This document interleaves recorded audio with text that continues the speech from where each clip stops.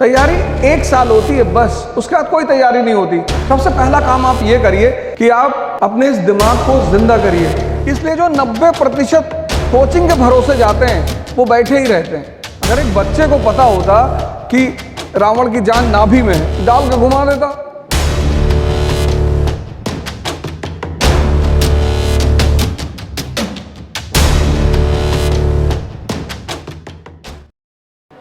तैयारी 1 साल होती है बस, उसके बाद कोई तैयारी नहीं होती।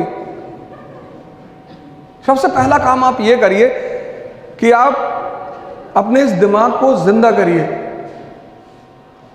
जिस चीज के सामने आप पढ़ते हैं कम से कम उसे जानने की कोशिश करिए। कितनी बार आप रिक्शे पे बैठे होंगे, लेकिन अगर मैं अभी इस क्लास में पूछ लूं कि रिक्शे की शुरुआत किस देश में हुई, तो शायद इस क्लास में बैठा हुआ कोई व्यक्ति बताएगा। क्यूरियोसिटी तो खत्म ही कर दी आपने, जो ज्ञान की मां कही जाती है, क्यूरियोसिटी।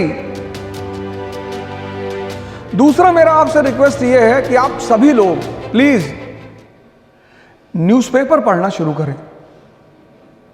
और सिर्फ पढ़ना नहीं, इतना बड़ा कॉलेज है, आप इतने सारे स्टूडेंट्स हैं, न्यूज़पेपर पढ़ने का एक सबसे अच्छा तरीका, आप जब कभी, आप में से बहुत सारे लोग आईएएस की तैयारी करने आएंगे या हो सकता कर ही रहे हो। आईएएस वो बनेगा अब जिसका न्यूज़पेपर पर कमांड होगा। न्यूज़पेपर पढ़ना शुरू करिए। पहले आप तो अपने दिमाग को जिंदा करिए, फाइंड आउट करिए।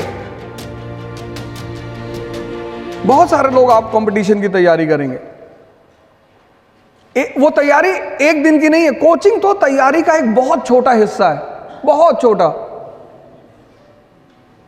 कोचिंग का रोल कितना?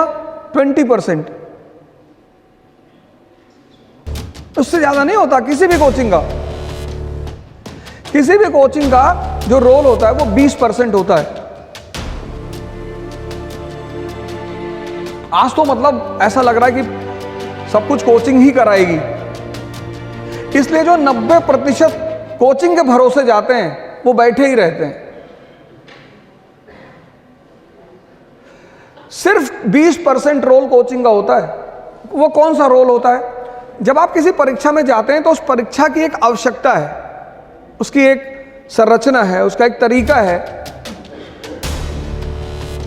अब भीष्म पितामह से बहुत सारे लोग लड़े, उनको नहीं पता था कि शिखंडी को सामने खड़ा करना है। अगर उनको पता होता तो वो भी हरा देते भीष्म पितामह को। अब रावण से बहुत लोग लड़े, उनको नहीं पता था कि मारना कहां है।